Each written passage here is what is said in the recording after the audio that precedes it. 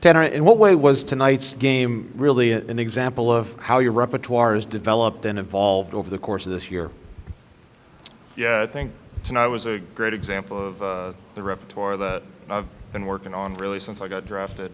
I immediately when I first got drafted, I had the four-seam fastball, added the split a little bit more recently. I've gone through a few grip changes as well with the slider, but yeah, it truly is just a surreal night of being able to actually put things fully together and continuing to pitch well and just really helping this team in every facet I can. In the back left, Ian? Tanner, just I guess over the last 3 outings right now, I mean, how locked in do you feel right now? Have you know, when was the last time you felt this locked in, kind of batter to batter with all your pitches? Yeah, I've felt really locked in the past few outings with everything, and it comes down to just continuing to show up every day and working with Bushy, working with Houck, talking with other guys on the team as well, and just learning every day. This game is constantly evolving. I'm constantly evolving. Everyone is. So it's a matter of just showing up, and sometimes you just got to shut your mouth and open the ears and just listen to guys that have been there and done that. And that's one thing that I think is the best part about this team is we have an endless amount of guys with multiple years of service time that I can lean on and continue to ask questions. Welcome Kike Hernandez as well. Sean in the back, guys. Tanner, with Chris Sale starting, I'm sure you were not expecting to be on the mound in the second inning. What's the mental process like in terms of getting ready and knowing that you're probably going to be asked to go some length in that one? It's about showing up every day and not taking a day off. It's easy, I guess, as a reliever to go out there and just say, all right, Chris has it. Like, he's got it for 6 innings, kind of mentally shut it off. But being locked into every pitch, every AB that's going on, and just supporting your teammates, whether they're hitting, playing the field, pitching, like it's just a matter of continuing to stay locked into the game and not just kind of doze off, I guess. In the third row to your right, Chad. Hey, Tanner, you looked calm. Were you? I definitely had a little butterflies at first, but once I got out there through my warm-up pitches, I felt like I was pretty comfortable. I live for those moments where you're in different stadium, people yelling at you, all that stuff. I love that environment, and I love going out there and competing with my brothers. Marley, right up front.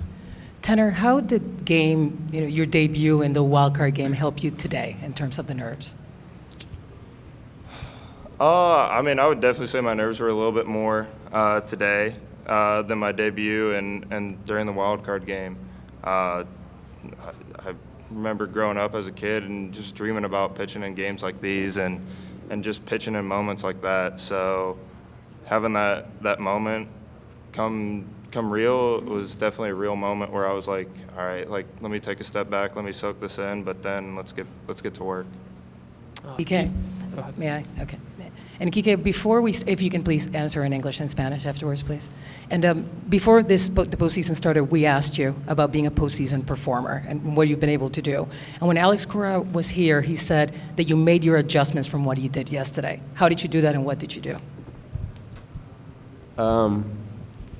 Going through video, watching what I did last night, and then going back and when I was doing well and seeing what was different, and showing up today and with determination that we're either fixing it or we're fixing it, and talked to the hitting coaches, and we came up with a plan of work for in the cage and translated to BP, and I feel a little bit better, and I had an okay game.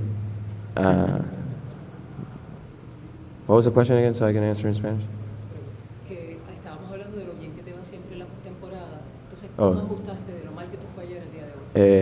Pues nada, después del juego anoche me puse a ver videos de mis turnos y o sea, de lo que estaba haciendo mecánicamente y a los picheos que le estaba haciendo Sweeney, porque no le estaba llegando esos picheos, y fui para atrás y miré videos de cuando me estaba yendo bien, cuando estaba caliente en el plato, y pues hice como el jueguito de encuentra las 7 diferencias y vi unas cositas ahí y lleguemos al parque con un plan de trabajo de los hitting coaches para el cage y gracias a Dios pues me sentí mucho mejor hoy. Pete? Tanner, obviously you weren't thrilled to come out of the perfect game the other day, but does it make more sense today because of how long you were able to go in this game? I mean, I've always trusted AC with his game plan and his vision. He's always, it seems, 10 steps ahead of everyone. So it definitely is like truly just you got to trust him and know that he has the best interest for you and the team. So I was more than willing to come out of that perfect game and just be ready for a bigger moment. And I'm truly blessed to have him trust me enough to put me in those moments. Did you realize that you had 26 in a row at one point? I had no idea, to be honest. I was just more focused in on getting outs and just putting the team in the best place to win. Where are we going, Eric? Second row? Either way. Tanner, you talked earlier in the season about what Chris had meant to you from a mentorship standpoint. Did you have any? First of all, were you happy to kind of give him a lift tonight? And did you guys have any conversation afterward? I haven't gotten a chance to speak to Chris yet, but going back to speaking on him as a mentor and just everyone else on the team being just such leaders that they are, it just speaks volumes for me to walk in and just be accepted from the guys that have an ungodly amount of talent and just are truly blessed with all the ability to have them accept me and just kind of take me under their wing and teach me is truly, like, I'm just thankful. I think it really has helped me progress in my career beyond where I even thought I'd be at this point. And the second row on your left, guys. Tanner, you pitching that important game against New York early this week. Now this opportunity in the against the Rays. So how much these experiences are going to help you to grow as a pitcher early in your career? I mean, the way that I believe you grow in this game is by living in those experiences and just talking to guys that have done it before. If I was a position player, I'd be asking Kike every question under the sun, whether about hitting, fielding, whatever it is. And I think that I've done pretty well in terms of asking guys that have done it before, such as like Ottavino, Sale, Evaldi, just guys that have been there and experienced all these amazing things.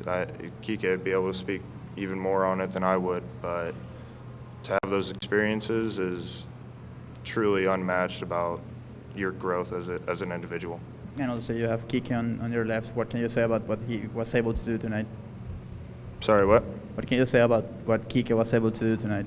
I mean, there's not much to say. He left it out on the field today. I mean, what do you want me to say? You went, what, 5 for 6? He asked you, not me. I mean, you can't have much of a better night than that. Big home run, absolute lacing balls in the gap for doubles. I mean, I thought he was going to get that last one a double as well. I was screaming at the TV for him to go, but I just didn't know where the ball was. I hit it and I had no idea where it went.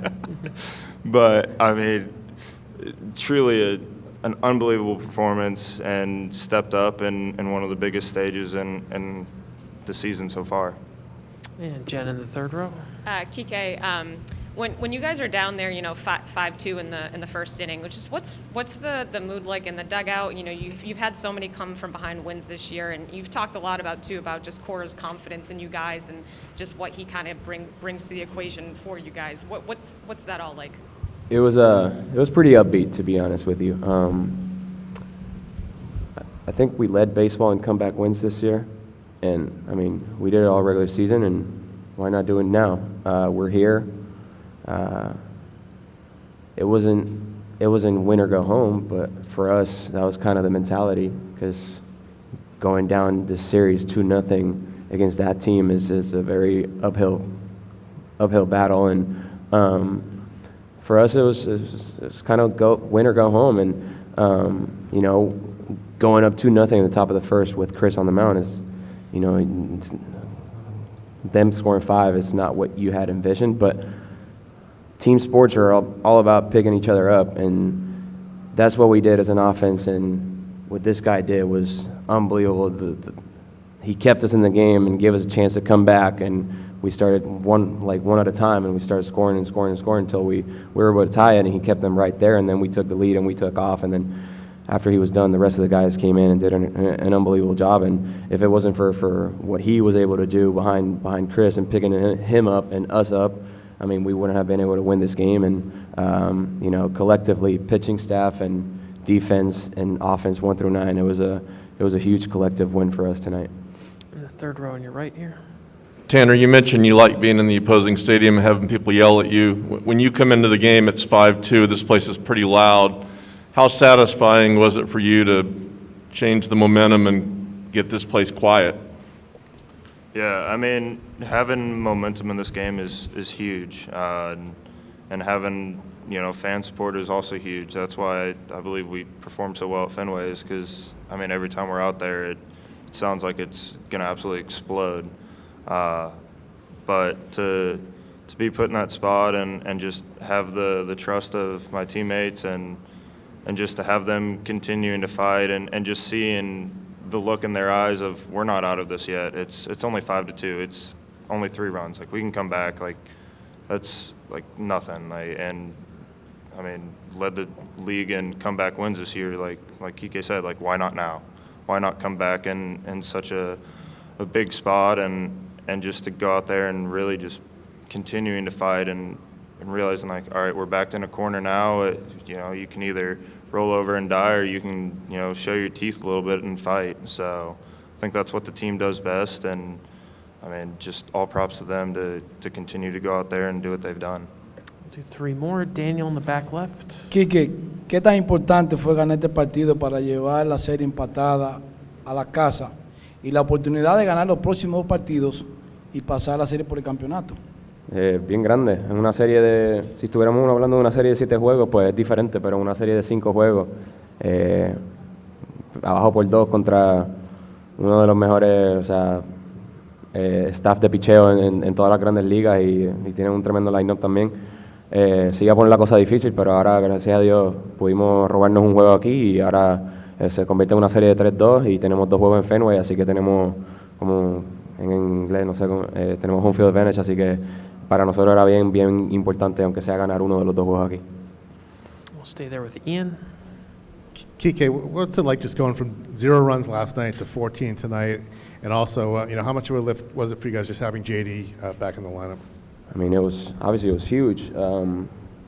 We didn't have a good night last night, and you know, with our lineup, it's kind of a matter of time. And you know, having JD back, even if he didn't do what he did tonight, just having his presence there in the lineup. He's not just one of our best hitters, but he's been one of the best hitters in baseball for a few years now. So you know, just having his presence, and obviously his bat, you know, it came out tonight, and he had 4 hits, and I mean, it was huge. He had that 3-run homer to put us ahead, and you know, and not enough can be said about what JD did tonight. And obviously, he's dealing with that injury, and you know, for him to come like that and help the team that big away, it was huge for us. And right up front, John here. Tanner, I know they're very proud of you back in Collinsville, Illinois tonight. How do you describe the family and the coaches who helped make this day possible for you? I'm incredibly thankful to every single person that's helped me onto the journey to get to this point. It truly does take a team to get to this point, as well as a team on the field. So I've been truly blessed to have an incredible group off the field as well as on the field.